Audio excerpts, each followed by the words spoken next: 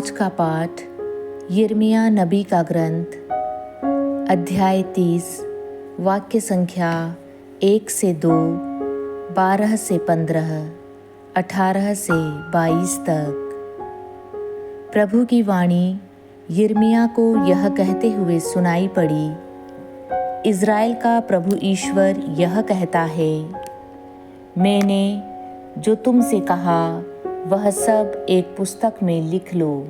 प्रभु यह कहता है, तुम्हारी बीमारी कभी अच्छी नहीं होगी, तुम्हारे घावों का कोई इलाज नहीं है, तुम्हारा कोई पक्षधर नहीं है, तुम्हारे घाव नहीं भरेंगे। तुम्हारे सभी प्रेमियों ने तुमको भुला दिया, वे तुम्हारी कोई परवाह नहीं करते, क्योंकि तुम्हारे असंख्य अपराधों और पापों के कारण मैंने तुमको शत्रु की तरह मारा और घोर दंड दिया है। तुम अपने घावों पर क्यों रोती हो? तुम्हारी बीमारी का कोई इलाज नहीं, तुम्हारे असंख्य अपराधों और पापों के कारण मैंने तुम्हारे साथ ऐसा व्यवहार किया है।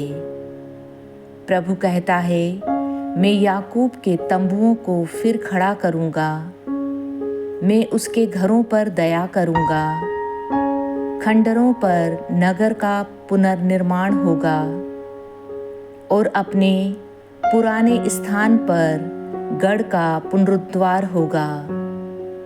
उनमें से स्तुति गान और आनंद उत्सव की ध्वनि सुनाई देगी। मैं उनकी संख्या बढ़ाऊंगा, वह फिर कभी नहीं घटेगी। मैं उन्हें सम्मान प्रदान करूंगा और उनका फिर कभी तिरस्कार नहीं किया जाएगा। उनकी संतति पहले जैसी होगी और उनका समुदाय मेरे सामने बना रहेगा। मैं उनके सब अत्याचारियों को दंड दूंगा, उनमें से एक उनका शासक बनेगा और उनके बीच में से उनका राजा उत्पन्न होगा। मैं स्वयं उसे अपने पास बुलाऊंगा और वह मेरे पास आएगा, क्योंकि कोई भी अपने आप मेरे पास आने का साहस नहीं करता। यह प्रभु की वाणी है, तुम मेरी प्रजा होंगे और मैं तुम्हारा ईश्वर होऊंगा। आज का पवित्र सुसमाचार संत मत्ती अध्याय 15 वाक्य संख्या 1 से 2, 10 से 14 तक। यरूशलेम के कुछ फरीसी और शास्त्री किसी दिन ईसा के पास आए और यह बोले, आपके शिष्य पुरखों की परंपरा क्यों तोड़ते हैं? वे तो बिना हाथ धोए रोटी खाते हैं।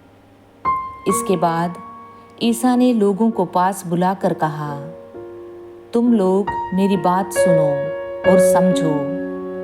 जो मुंह में आता है वह मनुष्य को अशुद्ध करता है, बल्कि जो मुंह से निकलता है वही मनुष्य को अशुद्ध करता है।